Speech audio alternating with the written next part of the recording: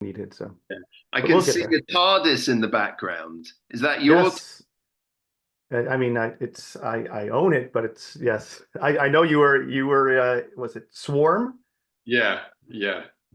I did not recognize you because you had prosthetics and I know. Thank horns goodness. and everything else coming. If you had recognized me, that would have been a killer. Are you a fan of that? A longtime fan? Yeah, no, I'm not a long time fan, but I had a great time playing that character. It was fun. Yeah, and I Fantastic. think that the Who universe is there's something to be said about the people who occupy that place. I think they're a really good bunch of fans. I like them a lot. Yeah. And there's a positivity about it. So let's get into to Fargo. Yeah. And there's I don't want to get into the ending yet, but I do want to kind of connect the dots here. There is a positivity about this season with all the mayhem and violence and the just the horrible characters we meet. I Mm, just couldn't believe that I walked away feeling good, which is just really amazing. yeah. And so we'll get into that shortly. But I was curious how you got involved with this series, and when were you a fan of Fargo before? I mean, I love Fargo. I loved the film. I'd seen a couple of the series, but I was really just loved the film. It was part of my kind of growing up, really getting to know film as well. And the Coen brothers are a big part of that. I just really like the kind of size of their creations as well, the brilliant characters that they've dreamed up over the years. And I think Noah Hawley has certainly matched them for kind of similar creations, even if he's kind of appropriated their universe to have these people walk around. He's definitely brought immense creativity and imagination to bear in the TV shows. So yeah, I mean, just so fantastic to meet him for the part of Ole Munch or Ole Munch, and kind of have a chance to play another massive character, who really does have incredible depth and breadth, and goes on this really brilliant journey from a kind of hitman for hire to someone with who can maybe begin to accept compassion and a life alternative to the one that he's been living for 500 years. But yeah, met Noah saw me in a film directed by Steve McQueen. He did a series of films on Black London life, and my one was called The Mangrove Nine. And Hmm. I played a very racist policeman who is at the kind of the center of this black community's complaints. And yeah, he saw me play that, saw my tape that I had made, and we had a meeting, and then it worked out. And he was brilliant to work with, and just kind of really said, gave me permission to kind of be as creative as I could and be as imaginative as I could, and kind of also produced kind of writing that really demanded that. So yeah, I was thrilled to work with him. Yeah, I love how he, grabbed onto the Fargo name, and my initial reaction was, "Don't ruin Fargo. We don't need this." And then, 30 minutes into the first episode of the first season, I was like, "Okay, this guy, they get it, and this is fantastic." And I've been a huge fan ever since. But then you have these amazing characters, and yours is one. I'm curious, like, what when you met with Noah, what was the initial like pitch of who this character is? And did you know everything about him on day one, or did you get stuff revealed as you went on? No, I mean, I read the first four scripts, I think, and and one thing I didn't quite grab hold of in a way that I should have done was how important the sin eating scene was to my character, not just uh, as a kind of beginning of who he was, but it really was the key to everything that Ole Munch is. And he's a guy who's trapped in sin. He has no way of living but to live in sin. And so he can't escape it. It's completely kind of consumed his life.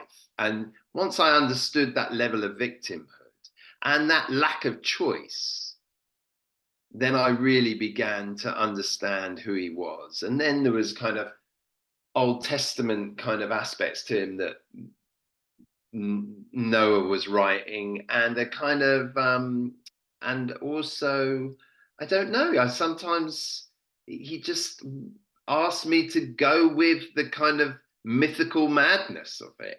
You know, he just said, this guy is 500 years old. He's maybe come from Scandinavia, well, from Wales via Scandinavia. He's lived in America for 200 years. He hasn't spoken for 100 years. You know, just throwing all these crazy things at me. But in the end, you just start piecing the clues, putting them in some kind of order, and making decisions about how a guy is going to move, how he's going to speak, how he's going to dress, how he's going to interact with people in general. And then you start finding this character. And we didn't do any rehearsals. You know, I turned up and I shot a big scene, my first scene on the first day of filming. And we were off. You know, it's unheard of, such a kind of crazy character. And he just said, surprise me. That's I was amazing. like, are you sure you want to risk being surprised like this? And he was like, yeah, let's do it. I was like you. Like the first time I watched it, I didn't latch on to the 500-year-old and the eating the sin. I was like, okay, I was more involved in the story about, Yeah, Juno's character and, yeah, cool. and this terrifying man. But then when I get to the end, I was like, man, by the time I got to the end, I appreciated it a ton. It really hit me. But then when I went back and rewatched it, I was like, my God, every single word this man speaks is something is like a digging into his soul, this pain that's there, this like 500 years of pain and the debt that he carries. Yeah. It's quite incredible. I'm really glad you said that, because that's a little bit what the pain, that's what I was trying to explore. And it wasn't, I mean, I thought he was an amazing character, but it's not an easy character to play. So you do a day's filming, you don't feel great afterwards. Like even if you kind of, it went well, your other actor executed brilliantly, I still came home feeling pretty low. And it was quite a lonely, sad character to play, and then there's the killing and yeah, but almost the kind of ending, which I'm sure we'll talk more about, but there was a kind of cathartic release for him, which I was so grateful for, not only for the story and the show as a whole, but I was like, God, I get to play that as well. And that was really good. There's an incredible, like when you like, especially like I said on rewatch, there's an incredible sadness in his eyes. Like you see it, like, and I didn't see it the first time. Like I said, my initial reaction was he's a goon. He's out there, Yeah, hired gun. yeah, And then you like, wait a second, there's another page to this book. Wait, no, though, there's not just another page. There's chapters and chapters about yeah, who this man is. And I want to get into this a little bit about the way you kind of prep for this character, because it's not just what's on the page. It's the way you carry yourself. yeah. It's the way the way he delivers his words and things like that. Can you get a little into like how you developed him and how like what your Yeah. process was? Well, I mean, it's lots of people, isn't it? It's Noah with his notes and obviously his scripts, so brilliant. But then the costume designer, comes up with that brilliant costume. And Mhm. we kind of finesse it, but ultimately it's that silhouette, it's that shape. It's a kind of odd kind of timelessness, or a man who doesn't care what he looks like in this modern setting. He is just this person, and that kind of gave me a kind of the strength of personality, maybe came from the costume. I knew he had a Scandinavian name, so I gave him kind of a Scandinavian way of talking, or certain sounds that I had studied with the voice coach. And then it was really interesting. He hadn't spoken for 100 years. So I thought, well, he struggles with some pronunciations, or words don't just fly out of his mouth. You know, he has to kind of form them and have difficulty forming them as well. So as all this kind of lent itself to a kind of a style of speech. I mean, it was just the thing. It's again what I talk about. I talk about this all the time. Is ad infinitum is almost boring, but it is the imagination that Noah invites you to approach your characters with. So suddenly, you know, you've got a foundation for something, and you just let rip. And it's so unconventional. And so much work is conventional. So when you come across a part like this in a show like Fargo, you are duty bound to think as imaginatively as possible. It sounds like the depth of the character surprised even you, because I know it did for the viewers, but you know, as an actor, I mean, it's such a meaty role without having all the bells and whistles you would expect. Yeah, yeah. I think it's just I'm almost less into the bells and whistles. I'm more into the kind of depth of feeling, and also lots of work that you don't see, but it just fills your character with a soul, you know? And so like I'd walk into work with an old basket I'd found in a park and an old potato, and I put it in my I put it in my dressing room as just a reminder of a guy who has nothing. He's got one potato and an old metal basket he's found next to the river, and those are his possessions. It's a trite example, but it's whatever helps you get there. You know, sometimes it can be a piece of music or a bit of poetry. For one of my kind of props that no one ever sees, but was always in my dressing room, was an old metal basket and a potato. There you go. That's the secret to creating a character. 2 props. I mean, I get it though. You know, you know, you have enough inside of you internally, so that's just like the on switch. You know, like a I think trigger to so, kind of. yeah, and you do need on switches when you're acting. And if I'm honest, like someone like Noah Hawley, he produces loads of switches for different scenes. And so, God, I'm so grateful to his writing, actually. I really am. Just talking to you about it, it's just great. And you mentioned the food. You know, a potato. It's a running theme throughout with this character, which is another one of those things that, like, when you first see him devour, you know, that meal, and everyone's kind of turned off by him, it Yeah. the what that means to him doesn't kick in. But then it's later on, it's breakfast and pancakes and potatoes and biscuits, of course. Um, you know, what can you get into, like the meaning behind the food, and you know, nourishment, absolution, you know, the debt. What is it like? The food is well, I mean, the you first see food in the sin eating scene, and it is a plate of food that this guy can't deny himself. He's so hungry that actually right now that plate of food is worth eating, whether it's covered in sin or not. He doesn't care. He just needs to eat it. He'll do anything for it, and he actually does the worst thing a man can do, which is take on the sins of someone else, you know. Uh, and then I think, you know, potatoes feel like a very kind of basic, kind of almost like a basic food, the most simplest of foods, that have a kind of ancient feel to them, I guess, you know. But and then I also thought about the potato famine in Ireland, you know, people kind of really, it being a kind of poor man's crop, really, you Mhm. know. And I also the pancakes again.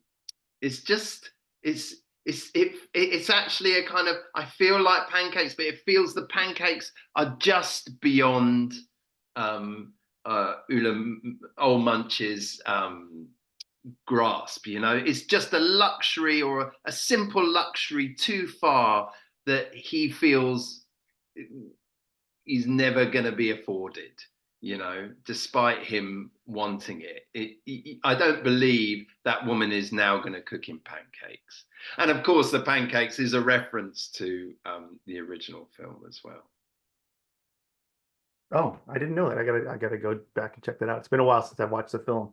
I think it's great though that she's asking him, like, fearing for her life, what do you want?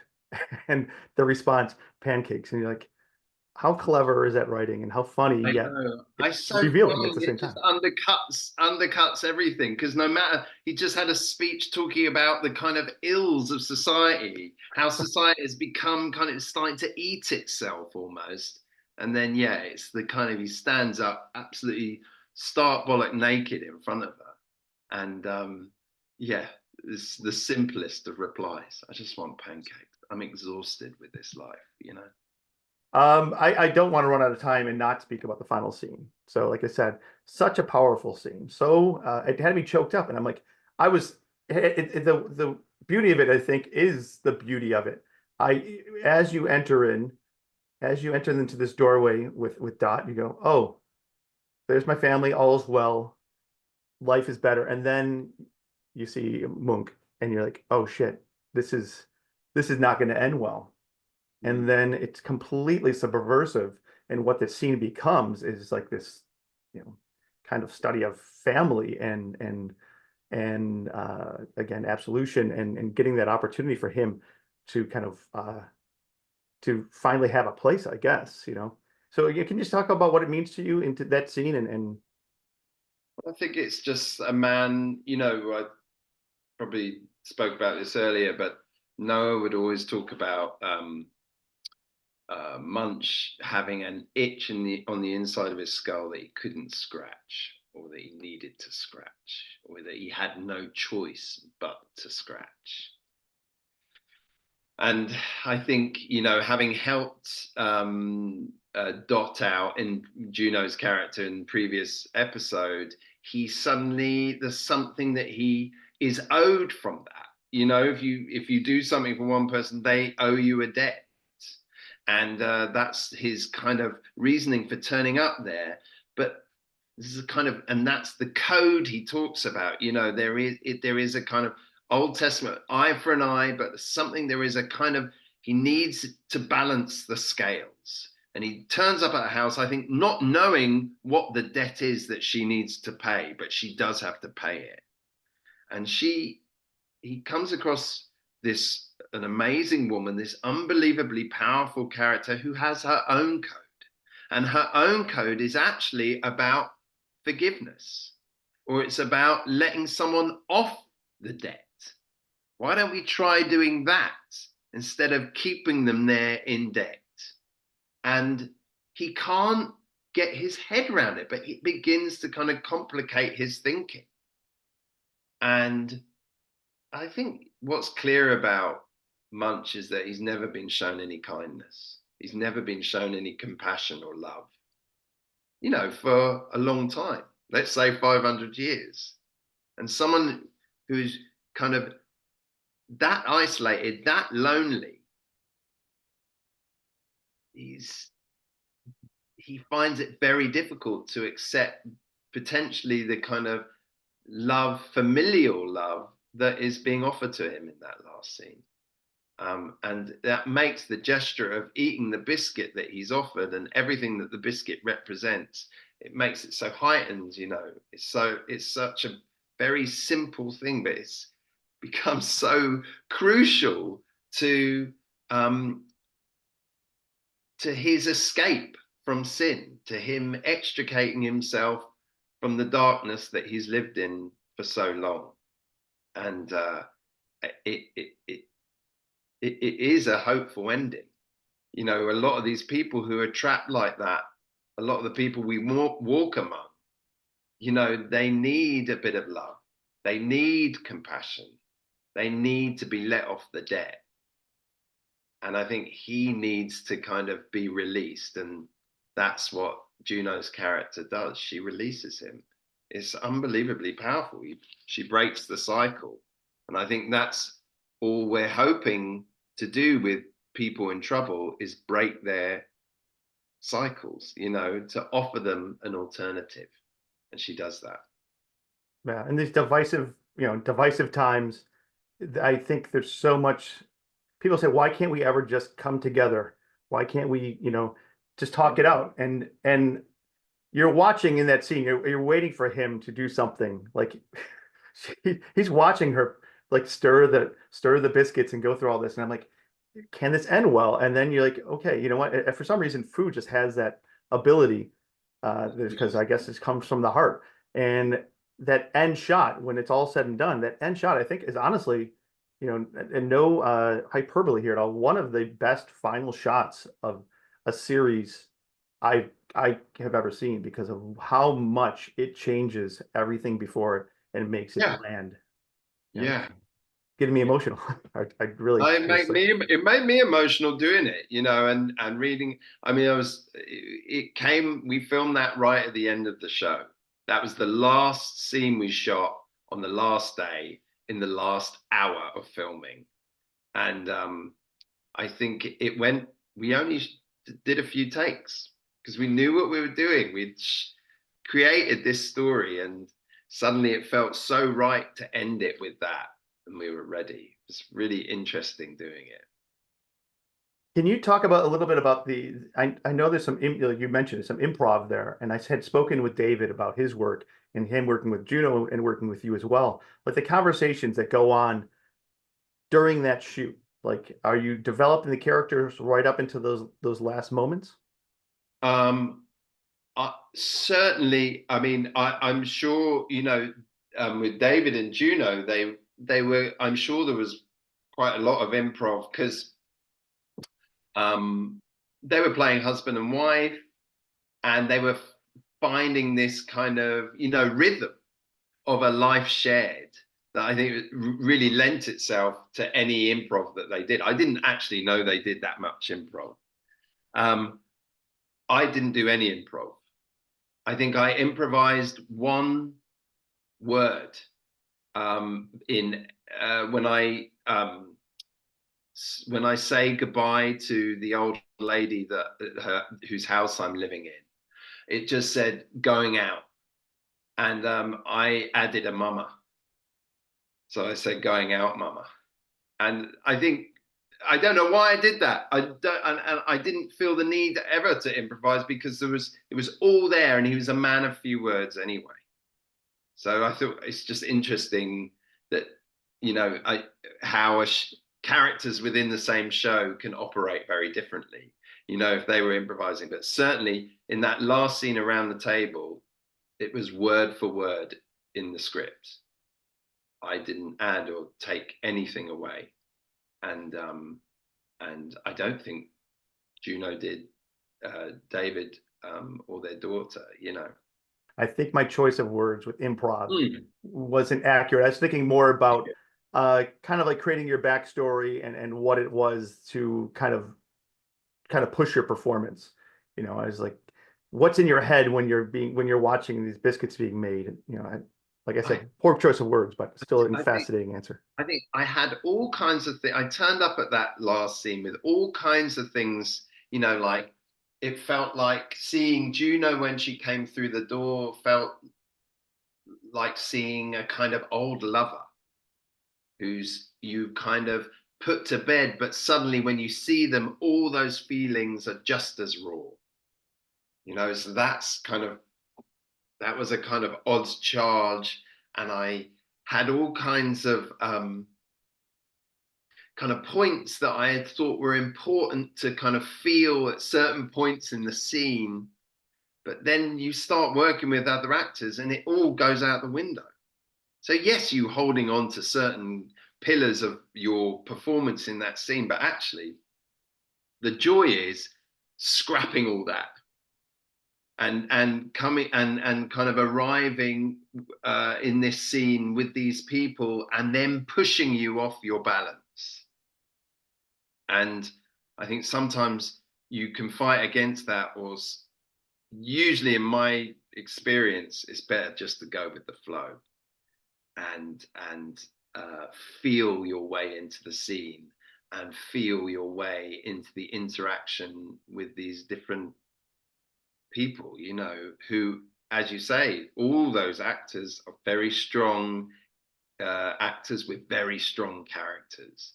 So it was, you know, it's like a kind of it's not a fight, but it's a kind of something where all your kind of expectations, forget about it, you know, it's all changed. And I think that's what happens with a lot of film acting. You know, you've got your kind of things about your character, you've got your voice, the way you're going to move, blah blah blah, and you think you're having a scene in a bar, and when you turn up, the bar is not the bar that you thought it was going to be, you know. So again, your expectations are immediately challenged, and then throw in different actors and what they want to do with the scene, and then the director and what he wants to do with the scene. I mean, it's a kind of fascinating and frightening mix. But actually, if you allow yourself to kind of play and be loose enough to kind of take on all these different creative forces, it's really exciting. And sometimes you decide, you know what, maybe I should use a little buttermilk this time instead, you know, as Yeah, well, exactly. And I'm sure that all that kind of what I talked about goes into the playing of it. You know, you suddenly there's new kind of creative inputs which you just go with, and that all reflects in how you play your character. I would love to see that scene being shot, because I mean, what's great about it is the tension on one side, and then you have like this Munch is speaking about the code and all these, like the debt that's owed, and then it's like, hey, want a beer, or Yeah, do you ever drive exactly. a Kia? And I'm like, was there laughter on set, or was it, did you There able to was like there push through? was laughter, but actually, you know, it was so concentrated. It was such an important scene to get right that we were just in it. We were just playing our parts, and yeah, it was funny. It was a fun. It's funny, but it's also we. No one was. Everyone was just being very truthful, and also we had been in our parts long enough by that stage for the truth to come easy, you know. And I, you know, aside from Tom Bazooka, who directed it, Noah, who obviously wrote it brilliantly, and then these group of actors who were fully immersed in their parts, it was like one of those moments where, and we didn't have much time to shoot it, you know. It was one of those moments where it comes together, and it just was very finely balanced, and that made for kind of a tense and an excellent scene, I thought. I think it's a thing of beauty, and like I said, the fact that you walk away after all the things we saw before that and walk away with hope is wonderful, because you know there's so much going on in the world every single day. The news is Yeah. horrific, and to say, you know what, even after all that, there's maybe, you know, if you turn this corner, there's something positive out there. So it's kind of, you know, that's why I love series like this, and of your work, and everyone on there, everyone else who collaborated to make this, because it's like, it seems silly, it's a TV show, but it does affect you. It does have an impact. And I think if we're doing our jobs right, it really does have a chance to affect people. And there's it suddenly makes it makes making a TV show or making a piece of work really important, because it really can engage people on an emotional and cerebral level that is very rewarding, you know, for not only for the audience but for the people who are making it. So true. Well, thank you much for your time. So much for your time. I do want to ask you one last quick question. Sure. 3 words to describe Old Munch. And if you want, you can do at the beginning of the series and at the end of the series, Oh my or God. maybe add a 4th word for the end. Yeah, yeah.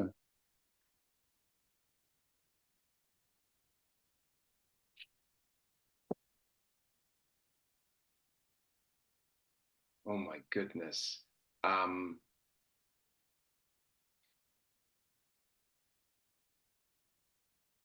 Well, I think there's so many words. I would